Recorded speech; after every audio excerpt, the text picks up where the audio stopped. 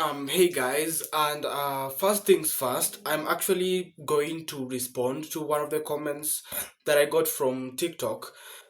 Somebody said that the music in the background is too distracting and it just doesn't work. So I'm going to be cutting the music for this video. Although you can tell me about the you can actually comment on whether or not I should put music or not, but I'll just try it for this video, okay? Now, since I'm done with that, today I want to talk about something that happens to be one of the most controversial things that President Ruto has done during his reign. And no, it's not the abductions of people or the whole June 25th protests. If anything, it's something that literally happened literally hours before the June 25th protests, like the major point of the June 25th protests happened. It's the deployment of our police force into Haiti. Now, this was something that was so unexpected because it was not anything that Kenya had planned anytime soon, right?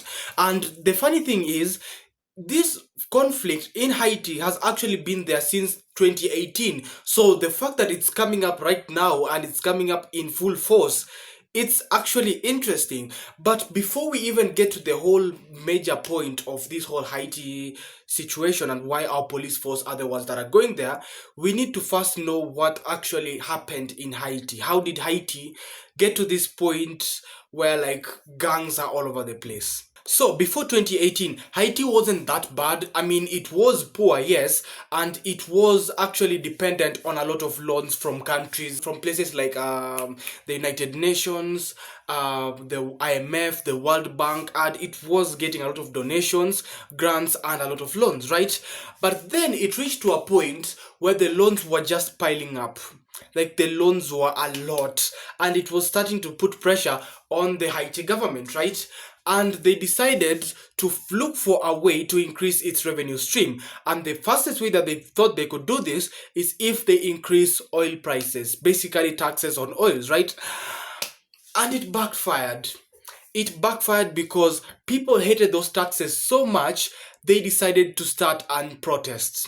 Remember, at the same time, there had been speculations that there was gang influence inside the country, although it was very minimal, right? So, the gangs decided to take advantage of these riots, and what did they do? They decided to get into the riots and started destabilizing the country. Oh yeah, by the way, there is a speculation, well, I've been looking into these things.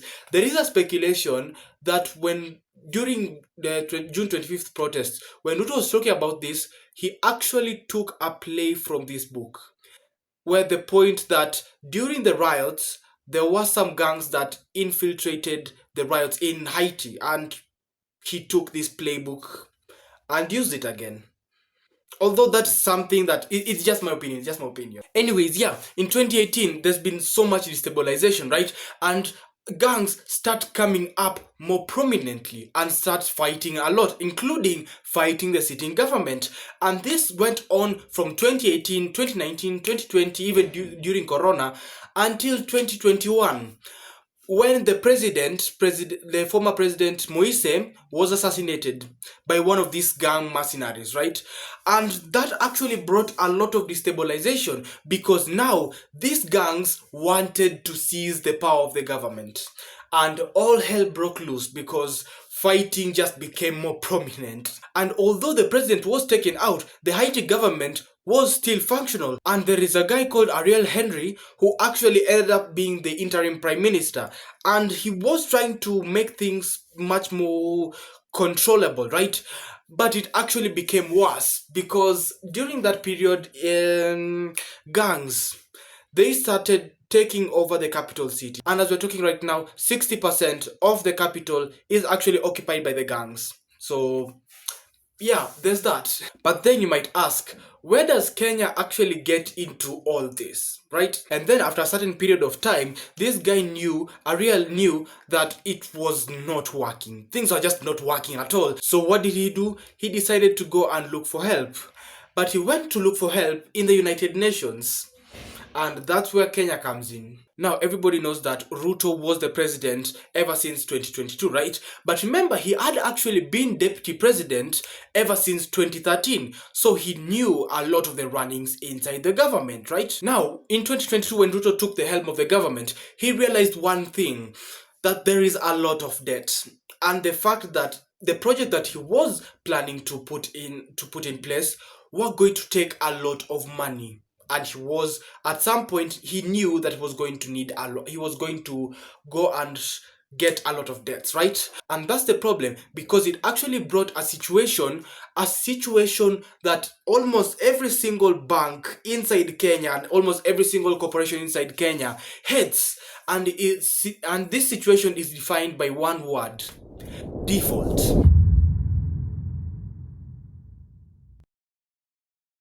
Okay, so whenever our government decides to go and borrow loans, right, the loans usually come with some level of interest to the lenders of the money, right? Which means if the government is being given 400 billion Kenyan shillings, it will have to pay back with a certain interest, right? And the problem is that top interest, sometimes it's actually hard to get, because if a country does not have a consistent revenue stream, it will actually start to cripple. And that's the problem with Kenya, because look at it like this: even state-owned companies like KQ and KPLC, they are losing money.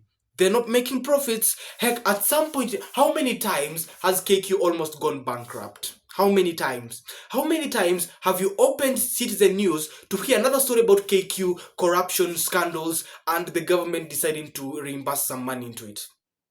A lot, which means the government isn't actually making that much money, right? And that's a problem, because whenever the debt reaches maturity, they have to pay the debt. Otherwise, it will reduce investor confidence into the government. And when a default happens, a default usually happens when the government has not made enough revenue to sufficiently pay the debts that have reached the maturity. And basically what this happens is that the government decides to either restructure the debt without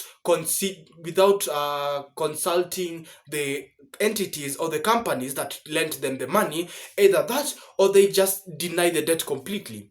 And this actually becomes a problem because, one, it destroys the government economically, that we already know. Two, it actually destroys banks. One thing that people don't talk about banks is the fact that banks never hold your money.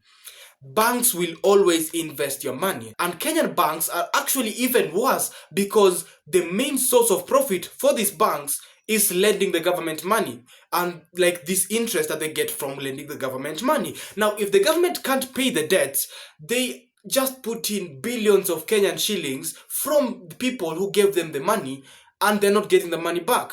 And when people see that the Kenyan government is crashing and the devaluing of the Kenyan shilling, they're going to be pulling their money out.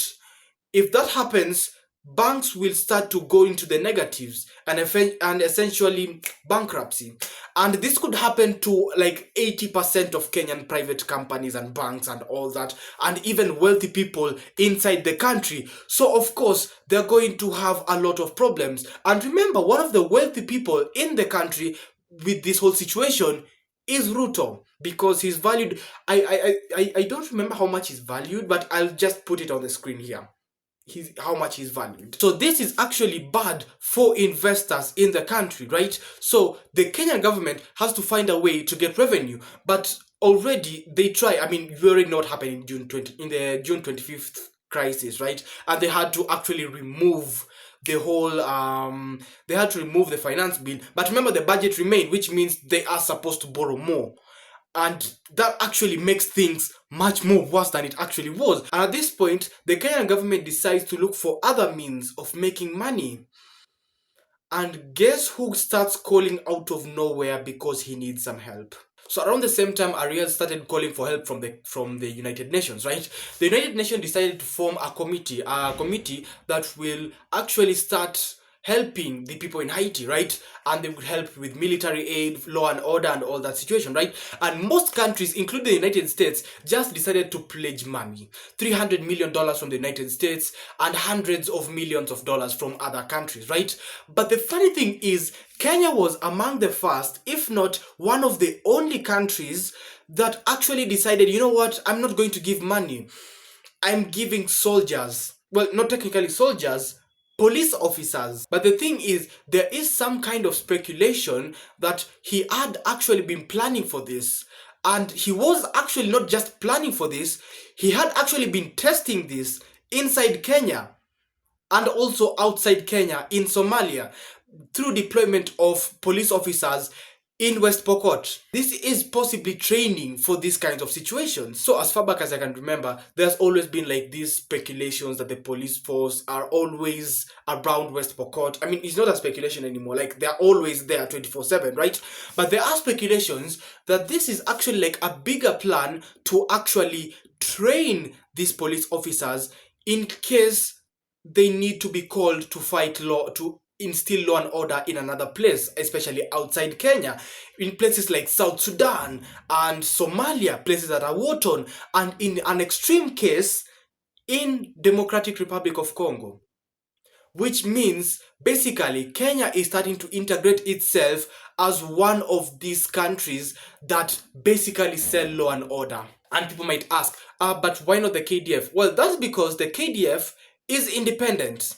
It's mostly independent and it's actually not affected that much by these situations. But the thing with the police force is that they have one thing that is always unwavering: loyalty to the government. I mean, you've seen what happened in the June 25th protests with police officers literally following what every single thing that the government has told them, even if it leads to murder.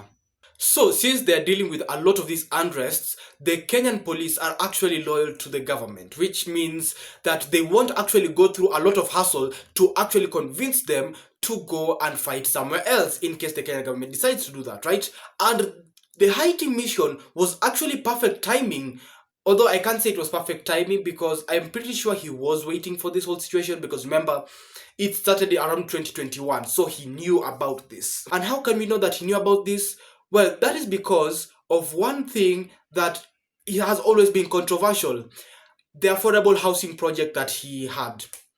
Because it is actually tied to what's actually happening in Haiti. Okay, so everybody knows whenever there's a war, there is one major thing that we cannot escape: destruction. There'll be destruction of infrastructure, buildings, bridges, and roads, and all that, right? But usually after these wars, especially in a country like Haiti that doesn't have a lot of money on its own, a lot of governments will decide to look for a certain amount of money and loan it to the government so that they can be able to build. And in some extreme cases, they might actually give tenders to certain countries or certain people to actually go and rebuild multiple structures in Haiti. And who has actually decided to make a plan to build more than 200,000 homes as fast as possible inside Kenya?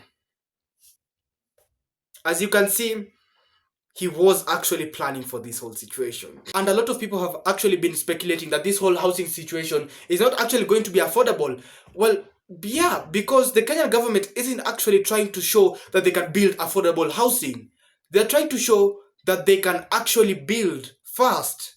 That's the major thing that they're trying to do. But now let's come back to the major conflict, the whole situation in Haiti, and why we picked the police force, right?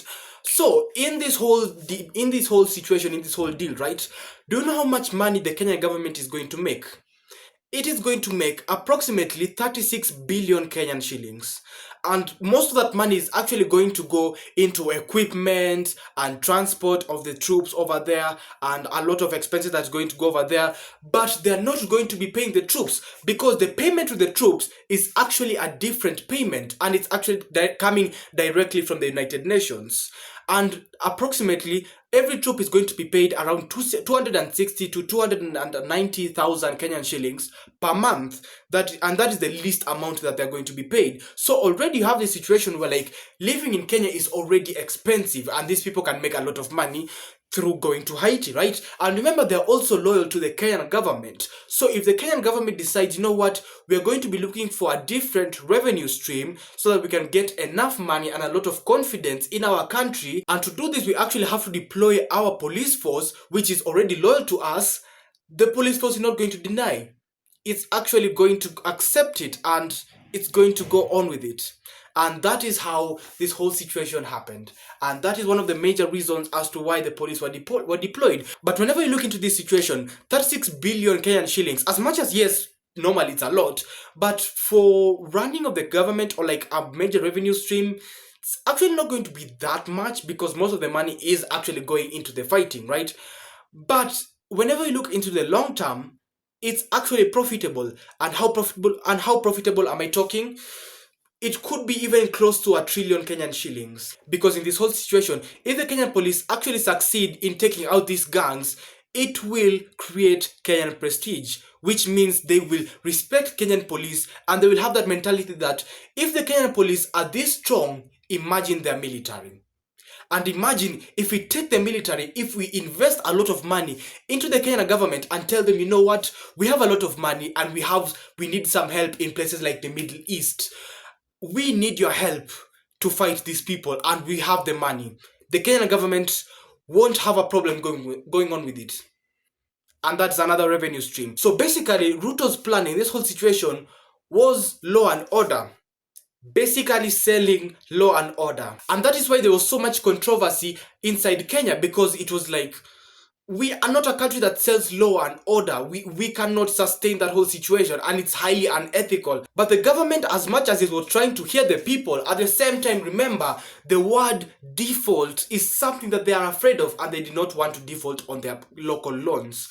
So they decided to go on with the whole situation. And that is the major reason as to why the Kenyan government decided to send their troops to Haiti. And if they're successful, it means in the future, we'll be actually getting more and more contracts to deal with these whole situations of instability inside the world. Basically selling law and order, as I've said multiple times. And not only that, but also selling infrastructure. Because remember, they could also come back to Kenya and say, hey, we know that you have a very good infrastructure project and you know how to build a lot of houses very fast. How much money do you need so that we can be able to rebuild back in this country? And that is another revenue stream. So basically, the government right now is trying to look for very different ways of making money, even though it might look unethical to a lot of people. And that's the whole controversy about this whole situation. And one thing I can tell you, it's never ending soon, because Kenya is just starting to be a miniature version of the United States.